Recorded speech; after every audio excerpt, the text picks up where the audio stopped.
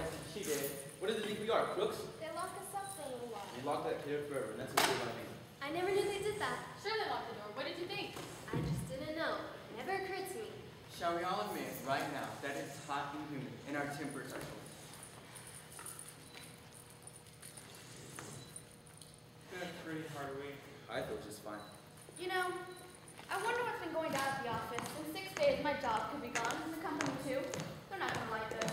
Well, I figured this is our duty. I didn't object to doing my duty. I just mentioned that maybe by the time I get back, I won't have a job. Ask him to hire. He's rich. Look at the suit. Oh, is it custom tailored? Yes, it is. I have an uncle who's a tailor. How does he do? Not too well. You know, a friend of his wanted me on the jury in my case. Why didn't you let him? I would have done anything to miss this. And get caught or something? Do you know what kind of fine you could pay for anything like that? And anyway, this friend of his was on a jury once about 10 years ago. A case just about like this. So what happened? They let him off. Reasonable doubt. And you know, about 8 years later, they found out he'd actually done it. A guilty man was turned loose in the streets. Did they get him? They couldn't. Why not? A man can't be held in double jeopardy. Unless it's a hung jury, a man can be tried twice for the same crime. 6 days. They should have finished it in 2. Talk, talk, talk. Have you ever heard so much talk about nothing? I guess they're entitled. Everybody gets a fair trial. That's the system. I suppose you don't have anything against it.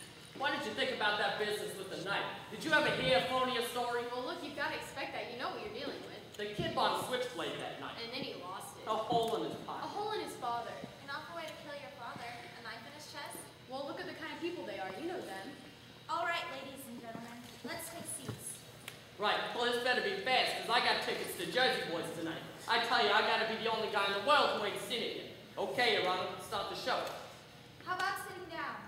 The gentleman at the window. How about sitting down? Oh, I'm sorry. It's tough to figure, isn't it? A kid kills his father. Bang. Just like that. What's the element? They let these kids run wild. Maybe it serves them right. You know, there are better proofs of some emotion you may have. Perhaps a dislike for some group. We all agreed that it was hot. And that our tempers will get short. That's if we disagree. But this is open and shut. Let's get it done. All right. Now you can handle this any way you want to. I'm not going to make any rules. If we want to discuss it first, then vote. That's one way. Or we can vote right now and see how we stand. Let's vote now. Who knows, maybe we can all go home. Yeah, let's see who's where. Right. Alright. Let's vote now. Let's vote. Okay. Anybody doesn't want to vote? That was easy. Okay. All those voting guilty, raise your hands. 8, 9, 10, 11. Okay. That's 11 for guilty. Not guilty. Hey, you're in left field. Okay. 11 to 1. 11 guilty. 1 not guilty. Now we know where we stand. Do you really believe he's not guilty? I don't know. After 6 days, he doesn't know. In 6 days, I could learn calculus. This is ABC. I don't believe it's as simple as ABCs. I never saw a guiltier man in my life. What does a guilty man look like? He's not guilty until we say he is. Are we to judge him on his face? You sat right in court and heard the same things I did. The man's a dangerous killer. You could see it. Where do you look to see if a man is a murderer? Oh, well. Please tell me. I would like to know. What are the facial characteristics of a murderer? Maybe you know something I don't know. Look, what about this case makes you think the boy is innocent? He's 19 years old. That's old enough. 4 inches into a chest. Well, innocent little 19-year-old boy. I agree with you that the boy is guilty, but we should try to avoid emotionally colored arguments. All right, they proved it a dozen ways in court. Do you want me to list them? No. Well, do you believe that stupid story the kid told? No. I don't know whether or not I believe it. Maybe I do, but maybe I don't. So what'd you vote not guilty for? Look, there are 11 votes for guilty. It's not easy for me to raise my hand and send a boy out to die first without talking about it. Who said it's easy for me? Or me. No one. He's still just as guilty whether it's an easy vote or a hard vote. You got a problem because I voted too fast? Not necessarily. Look, I think the kid's guilty. You could talk for 100 years. It wouldn't change my mind. I don't want to change your mind. Just what are you thinking of? Look, I just want to talk. This kid, he's been kicked around all his life. You know, living in the ghetto, his mother dead since he was 9. That's not a very good head start. He's a tough and angry kid. You know why kids in the ghetto get that way? Because we beat them over the head once a day every day. I think we owe it to them to say a few words. That's all. Sure, life's hard. It was hard for me. Everything I've got, I fought for. I worked my way through college. That was a long time ago, yes. I fought, but I never killed. I know what it's like. I never never killed nobody. I've been kicked around too. Just wait till you work in an ad agency and the big boy who buys the advertising walks in. We all know. In my country, kicking buzz is science, but let's try to find something better to talk about. And I don't mind telling you this, mister. He got a fair trial, didn't he? Do you know how that trial cost? He's lucky he got it. Look, we're all adults in here. You don't have to tell us that we're supposed to believe him knowing what he is. I've lived among them all my life. You can't believe a word they say, and you know that. I don't know that. What a terrible thing for a person to believe. Since when did dishonesty become a group characteristic? You have no monopoly on the truth. All right, it's not Sunday. We don't need a sermon. What this woman says is very dangerous. I don't see why we have to act like children here. I think we ought to behave like adults. Right. Oh, all right. You insist. Thank you. Sure. If we're going to discuss this case, why, let's discuss the facts. I think that's a good point. We have a job to do. Let's do it. If you all don't mind, I'm going to close the window.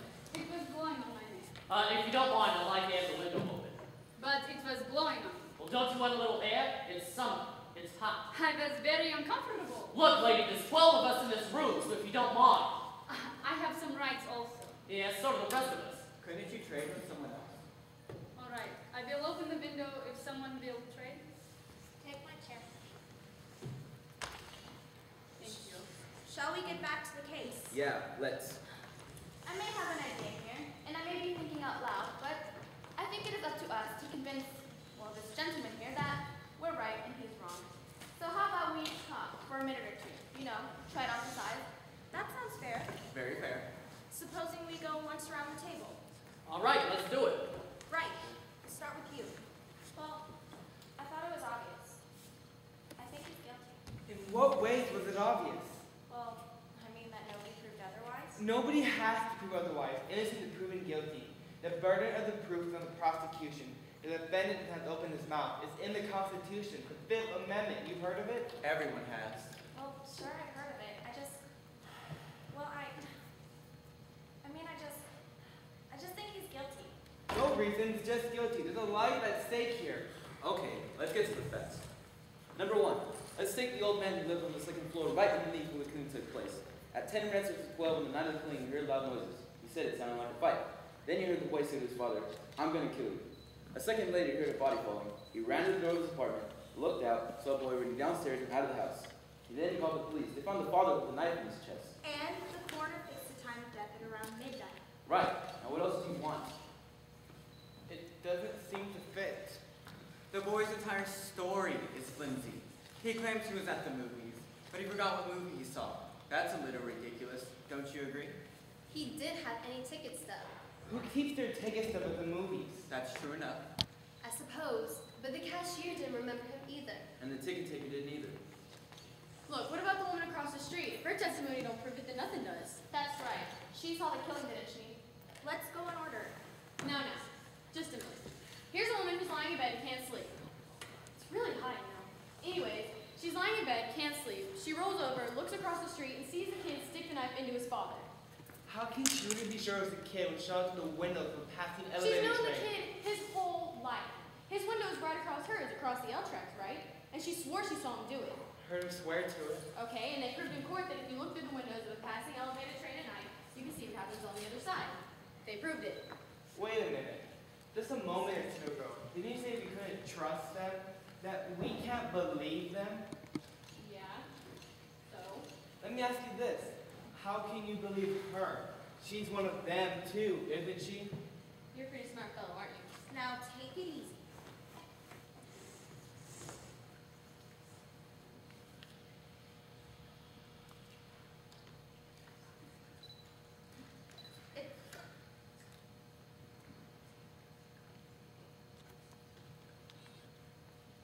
All right, calm down. What are you letting him get upset for? Relax. They did take us to the woman's room and we looked out the window of the passing out train. Didn't we? Yes, we did. And weren't you able to see what happened on the other side? Not as well as they said I would, but I was able to make out what happened on the other side. You see? Do you see? Let's calm down. It's your turn. I'll pass. That's your privilege. How about you? Well, I don't know. I started to be convinced, with the testimony from those people across the hall. Didn't they say something about an argument between father and the boy around 7 o'clock that night? I mean, I could be wrong. It was 8 o'clock, not 7. That's right, 8 o'clock. They heard the father hit the boy twice and saw the boy walk angrily out of the house. Right. What does that prove? Well,